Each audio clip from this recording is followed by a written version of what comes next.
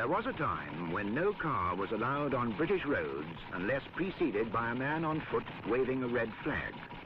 With the abolition of the law in 1896, a great emancipation run from London to Brighton was held in November of the same year, an event commemorated ever since. This year marks the 75th anniversary with a field of 250 veteran cars from all over the world. It is not a race. The reward for completing the run is a replica of the medallion originally struck for the 1896 event. The oldest car, an 1894 Benz, is on its 16th jaunt to Brighton.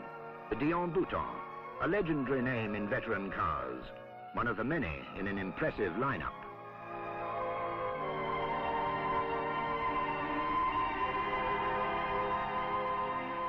And this year, an historic entry, Her Majesty the Queen's Dane, originally purchased by her great-grandfather, Edward VII, in 1900. Sir Norman Joseph's 1903 Cadillac. Lord Montagu's 1903 De Dietrich. Sir Michael Knowles' 1902 De Dion Bouton, and the unique 1895 Lawson steamer, the only one ever built, and made originally by a Scottish postman who used it on his rounds. But whatever the name, only cars built before 1905 may enter. Drivers make last-minute repairs as the entrants line up for the start.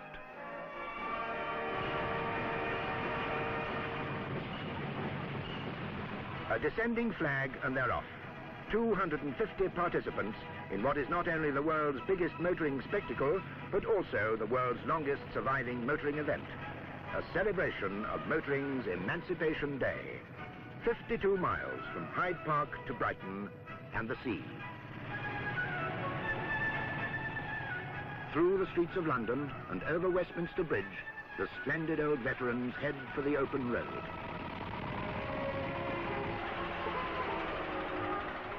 This is the first time that a car owned by the royal family has taken part in the historic run. For some, a solitary ride, while others enjoy the cheer of convivial companionship. All along the route, the crowds have gathered to witness the unique spectacle of backseat driving performed with Edwardian elegance.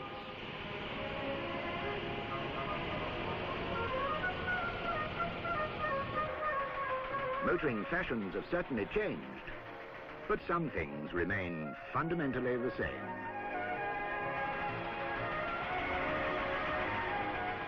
A frivolously feminine touch is added by these ladies in their 1902 Wolseley.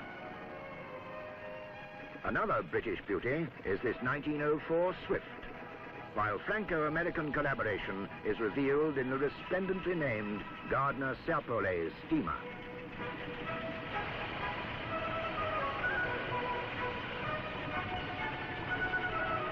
The veteran cars are now on the approach to Brighton, home of the famous pier and the bizarre Royal Pavilion. And indeed, Brighton is prepared once more to give a warm and traditional welcome to its distinguished guests. A huge crowd lines the promenade to acclaim the first car to cross the finishing line. Appropriately enough, this model had made a great name for itself by its success in early racing. Congratulations are in order as the veterans continue to arrive with unhurried dignity. Among them, Her Majesty the Queen's 1900 Dame, considered one of the most valuable cars in Britain. This 1899 Wolseley was first driven in the 1,000 miles trial over 70 years ago, and is this year completing its first Brighton run. For here, there are no vulgar victories, no cheap competitiveness, only pride in achievement and a chance to let off a little steam. And finally, real appreciation of enduring craftsmanship as embodied and exemplified here in Lord Strathcarron's 1903 Georges Richard.